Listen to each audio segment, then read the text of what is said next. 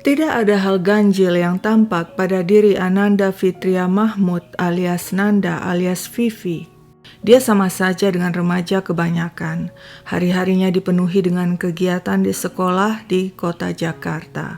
Pada Februari 2015 saat duduk di kelas 10, Vivi pindah ke SMK Negeri 1 Kota Gorontalo, Sulawesi. Dia tinggal dengan ayahnya, sedangkan sosok ibunya tidak pernah disebut. Mungkin sudah tiada atau mungkin sudah berpisah dengan sang ayah. Di sekolah, teman Vivi tidak banyak sebab dia pendiam dan jarang bergaul. Meski begitu, dirinya dikenal sebagai murid baik dan santun yang memiliki nilai akademis bagus. Ketika duduk di kelas 11 jurusan teknik komputer jaringan, ada yang berubah di diri Vivi yang saat itu berusia 17. Dia mulai tertarik dengan lawan jenis, teman sekelasnya, seorang cowok bernama Opin Heda. Opin dituakan di kelas karena memang usianya paling tua di antara murid-murid lainnya, 20 tahun. Sebagai ketua kelas, Opin dikenal sebagai murid yang rajin, patuh, dan tidak pernah bikin masalah. Dirinya sering terlibat berbagai kegiatan di sekolah. Seiring berjalannya waktu, kedekatan Vivi dan Opin semakin serius. Keduanya pun menjalin cinta. Bagi Vivi, tiada hari tanpa Opin. Demikian pula bagi Opin, setiap saat dirinya tidak bisa lepas dari bayang-bayang Vivi. Tanpa Opin, Vivi merasa hampa. Sebaliknya, tanpa Vivi, Opin pun merasa galau. Sungguh, cinta sepasang remaja ternyata bisa begitu kuat, seolah keduanya merasa dunia hanya milik mereka berdua. Pertemuan di sekolah terasa kurang. Akibatnya, mereka sering bertemu sepulang sekolah. Kepada ayahnya, Nasir Mahmud, Vivi berbohong dan pamit ingin belajar bersama teman. Kenyataannya, dia pergi berduaan dengan sang kekasih Opin. Ketika sedang bersama, keduanya sering lupa waktu dan baru pulang saat malam tiba. Tingkah Vivi membuat sang ayah Nasir curiga, hingga akhirnya pria itu tahu anaknya ternyata bukan sibuk belajar bersama, tapi sibuk berkencan dengan teman sekelasnya. Sang ayah murka. Dengan keras dia larang Vivi pacaran. "Kamu tidak boleh pacaran, putuskan hubunganmu, kamu harus fokus belajar." Hal tersebut juga didukung keluarga lainnya, terutama paman Vivi yang keberatan keponakannya yang masih SMA sudah bercinta-cintaan. Tapi kenyataannya semakin dilarang, Vivi semakin nekat. Dia membawa Opin ke rumah, tapi sang ayah malah memarahi pemuda itu. Nasir sang ayah kembali memperingatkan anak perempuannya Vivi agar menyudahi hubungan dengan Opin, tapi Vivi tidak peduli. Nasir yang gusar akhirnya mengambil tindakan tegas. Dia hentikan uang saku Vivi. Tentu saja Vivi tidak terima. Remaja itu protes, sakit hati. Dia anggap sang ayah otoriter dan semena-mena, cuma bisa marah-marah tanpa mau mengerti perasaan cintanya pada Opin. Tanpa uang saku, Vivi kesulitan bertemu Opin. Mereka tidak bisa lagi bebas jalan-jalan, makan-makan, dan bersenang-senang. Hancur hati Vivi. Dia benci ayahnya, dan benci itu terus memuncak hingga tiba di satu titik. Vivi memutuskan harus segera mengambil tindakan ekstrim demi memuluskan hubungan cintanya dengan cowok pujaannya, Opin Heda. Pada 7 Mei 2016, Vivi menelpon sang kekasih Opin Heda untuk datang ke rumahnya. Pukul 9 malam saat suasana sudah sepi, Opin datang dan mereka bertemu sembunyi-sembunyi di dekat rumah Vivi. Keduanya bicara cukup lama dan serius.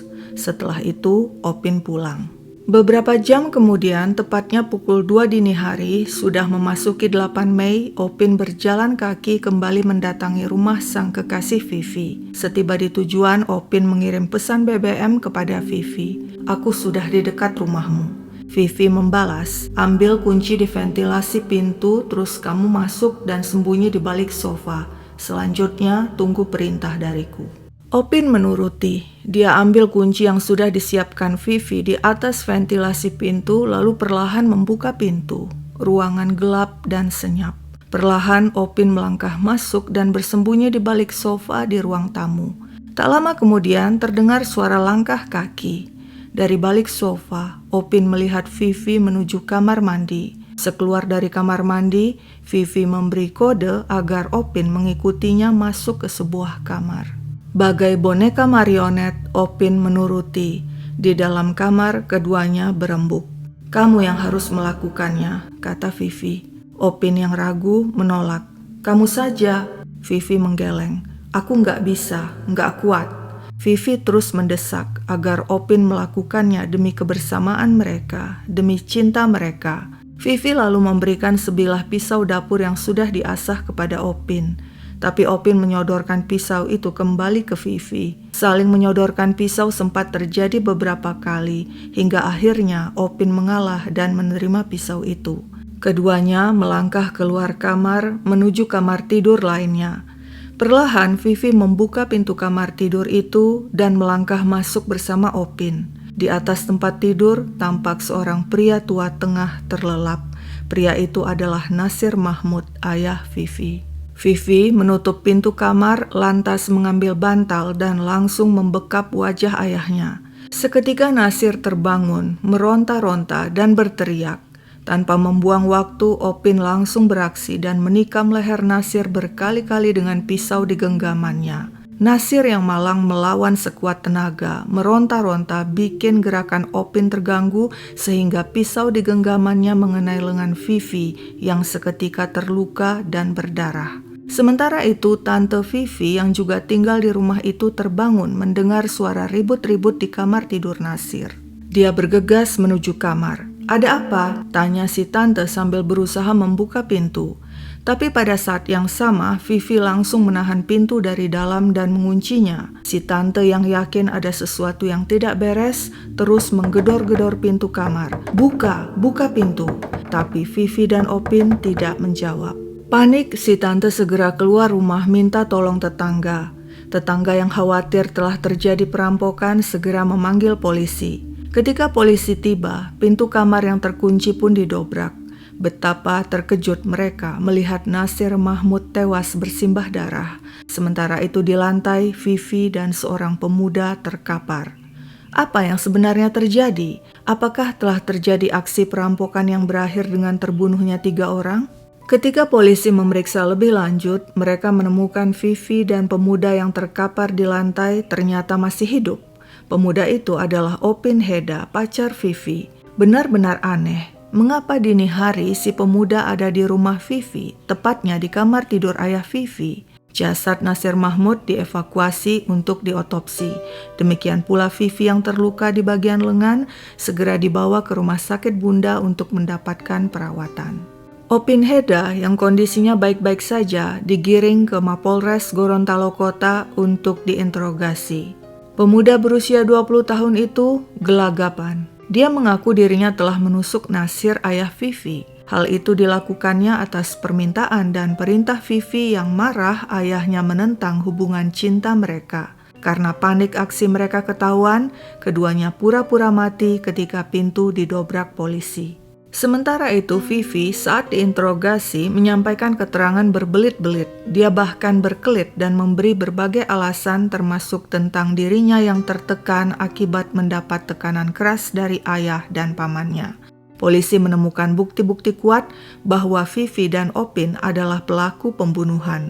Semuanya tertera pada pesan BBM yang berisi komunikasi keduanya tentang rencana pembunuhan Nasir, ayah Vivi. Setelah 2 hari berturut-turut, polisi melakukan pemeriksaan intensif terhadap Opin Heda dan Ananda Fitria alias Vivi, digelar rekonstruksi ulang di luar ruang Reskrim Polres Gorontalo Kota.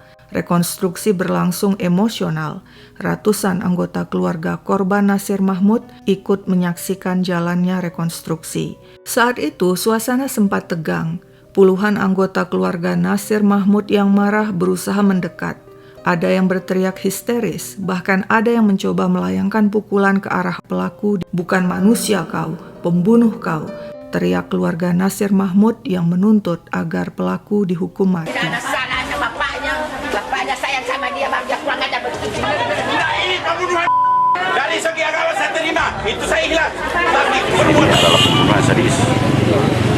Jadi dalam hal ini kami tidak memandang bahwa dia sebagai kemenangan. Keinginan kami hukum ditegakkan sebagaimana mestinya. Artinya kalau dia harus kena berapa tahun, ya itulah dia keinginan kita. Kalau masalah almarhum kita sudah ikhlaskan, cuma karena cara pembunuhannya sadis itu yang kita tidak bisa terima. Kasus pembunuhan Nasir Mahmud yang diotaki putri kandungnya Ananda Fitria alias Vivi digelar di Pengadilan Negeri Gorontalo pada akhir Mei 2016. Jaksa Penuntut Umum atau JPU mendakwa Ananda Fitria alias Vivi dan Opin Heda dengan pasal 340 tentang pembunuhan berencana. Persidangan Vivi berlangsung tertutup, hanya dihadiri antara lain oleh saksi-saksi. Bahkan pihak keluarga tidak diizinkan masuk. Sidang dijaga ketat oleh aparat untuk mencegah pecah keributan. Keluarga Nasir Mahmud sempat ngotot untuk masuk ke ruang sidang, tapi gagal. Karena kesal, mereka mengutuk dan mengumpat dari luar. Mereka tidak lagi menganggap Vivi sebagai anggota keluarga. Anak durhaka, tidak tahu terima kasih, kau sudah tidak kami anggap sebagai keluarga lagi. Di depan majelis hakim di persidangan, Vivi mengaku dirinya merupakan korban dari sikap otoriter ayahnya yang bahkan mengharuskan dirinya tidur sekamar dengan sang ayah. Vivi juga menuding otak pembunuhan adalah tantenya Farida yang menyuruh dirinya dan Opin Heda membunuh sang ayah. Bahkan Vivi menuduh tantenya lah yang mempersiapkan dan mengasah pisau yang dipakai untuk membunuh Nasir. Tudingan Vivi itu bikin si tante Farida yang merasa difitnah syok. Farida yang hadir di persidangan sebagai saksi membantah tudingan itu. Tidak ada bukti yang menunjukkan si tante terlibat dalam pembunuhan Nasir. Usai bersaksi, wanita itu keluar dari ruang sidang dan menangis histeris di depan keluarga yang menunggu. Memang kurang ajar dia itu. Masa kan dia tuduh saya yang menyuruhnya menulis pesan BBM tentang rencana pembunuhan itu. Curhatan Farida menyulut kekesalan keluarga korban. Kembali umpatan dan makian diteriakkan pada Vivi. Untuk melampiaskan emosi, mereka pun langsung mengelilingi gedung ruang sidang dan menjaga di 2 pintu gedung. Saat Vivi dibawa petugas keluar ruang sidang, keluarga korban langsung menerobos untuk melayangkan pukulan padanya, namun berhasil dihalangi petugas. Pada akhirnya, rangkaian persidangan penuh drama pun usai dan Majelis Hakim Pengadilan Negeri Gorontalo menjatuhkan vonis pada Opin Heda 10 tahun penjara, lebih ringan dari tuntutan JPU 15 tahun. Opin dianggap masih muda dan masih bisa memperbaiki diri. Sedangkan Ananda Fitria alias Vivi yang masih di bawah umur divonis 8 tahun penjara, lebih ringan dari tuntutan JPU 10 tahun. Menurut majelis hakim, hal-hal yang meringankan Vivi sebab dirinya masih berusia remaja dan menyesali perbuatannya. Selain itu terungkap pula, Vivi mengalami tekanan batin yang besar karena sikap otoriter sang ayah yang kemudian mendorongnya melakukan aksi pembunuhan. Jika kedua pelaku menjalankan vonis secara penuh, maka diperkirakan Opin Heda akan bebas pada tahun 2026, sedangkan Vivi bebas pada 2024. Ketika berada dalam lapas Gorontalo dan masih menjalani persidangan, media sempat memuat berita ganjil tentang status terbaru yang mendadak muncul di akun Facebook milik Ananda Fitria alias Vivi. Status tersebut berbunyi, "Ketika aku melakukan hal yang sangat fatal, mungkin semua orang berpikir aku adalah anak yang penuh dengan dosa dan durhaka. Seandainya media di luar sana tahu bahwa di balik pembunuhan itu ada orang ketiga yang menekan aku harus membunuh ayahku. Buat kamu, hati-hati, prosedur hukum masih berjalan. Tuhan tahu kamu di balik semua ini dan pasti kamu akan duduk di kursi panas nantinya karena hukum karma masih berlaku." Updatean status tersebut kontan menimbulkan pertanyaan, benarkah Vivi yang menulisnya? Tapi bagaimana mungkin sebab tahanan tidak diperkenankan memegang HP. Sayangnya ketika media menanyakan hal itu, pihak lapas bungkam. Aksi pembunuhan yang dilakukan Vivi dan Opin Heda terhadap Nasir Mahmud, ayah kandung Vivi, mengguncang teman-teman dan guru-guru mereka di SMK Negeri 1 Gorontalo. Seorang guru mengatakan, keduanya merupakan siswa yang baik di sekolah. Mereka memang agak pendiam. Yang laki-laki malah jadi ketua kelas di kelasnya. Selama mereka sekolah tidak pernah ada catatan penting di wali kelas ataupun di guru BK. Mereka di sekolah biasa-biasa saja. Istilahnya mereka ini tergolong anak baik. Kami saja sampai sekarang belum percaya kenapa bisa sampai sejauh itu. Sebenarnya, apa sih yang membuat Opin Heda menuruti saja permintaan Vivi untuk membunuh ayahnya? Sebelum sidang digelar, Opin Heda sempat bicara pada media Radar Gorontalo. Pemuda itu mengaku Vivi kerap mengeluh padanya tentang perlakuan ayahnya yang selalu memarahinya dan melarang hubungan cinta mereka. Akibatnya, Vivi sakit hati dan minta Opin membunuh sang ayah. Menurut Opin, Vivi beberapa kali mengancam jika dirinya tidak membunuh Nasir, maka Vivi akan bundir dengan cara gantung diri. Saya diancam Vivi. Katanya kalau tidak menyanggupi permintaannya, dia akan gantung diri. Karena takut Vivi bundir, saya turuti permintaannya membunuh ayah kandungnya. Demikian pengakuan Opin pada media. Sebelum kejadian pembunuhan itu, Opin kerap mengunggah foto-foto mesranya bersama sang kekasih Vivi di akun medsosnya lengkap dengan rangkaian kalimat romantis. Pada hari jadi mereka yang ke-4 bulan, Opin Heda menulis rangkaian kalimat, "Neng, kamu ingat nggak waktu kita kenalan? Waktu aku pertama kalinya natap mata kamu, waktu kamu pegang tangan aku, dan waktu aku meluk kamu lalu ku kecup kening kamu yang menghangatkan kamu. Itu terasa sempurna buat aku sayang. Semoga dengan banyaknya cerita kita di masa lalu dapat membuat kita menjadi dewasa, dapat menjadikan kita pribadi yang lebih kuat, dan dapat membuat hubungan kita menjadi lebih harmonis. Banyak hal yang sering sekali menggoyangkan hubungan kita, tapi semua itu kita selesaikan secara bersama yang tentunya tanpa kata putus di dalamnya. Aku sayang banget sama kamu. Semoga di hari jadi kita yang ke-4 bulan ini bisa membuat kita tidak berhenti untuk saling mencintai." Selanjutnya, pada hari jadi hubungan mereka yang ke-6 bulan, Opin Heda kembali mencurahkan isi hatinya pada Vivi di akun medsosnya. "Aku mencarimu karena cinta. Aku mengenalmu karena cinta. Aku bersamamu juga karena cinta. Aku sudah berusaha semampuku. Aku sudah berjuang sekuat tenagaku. Dan perjuanganku juga tidak main-main. Capek, lelah, bosan, sampai detik ini pun aku tidak pernah tahu apa arti dari semua itu dan aku tidak ingin tahu arti dari semua itu sampai kapanpun. Yang aku tahu hanyalah berjuang, bertahan, dan melewati apapun yang terjadi saat ini walaupun itu menyakitkan. Aku hanya bisa berusaha selalu ada untukmu dan berdoa untuk hasil perjuanganku nanti. Karena aku percaya tidak akan ada yang sia-sia dari perjuanganku ini. Aku selalu akan mencintaimu hingga mata ini terpejam, nafas ini berhenti, sampai jiwa meninggalkan raga ini.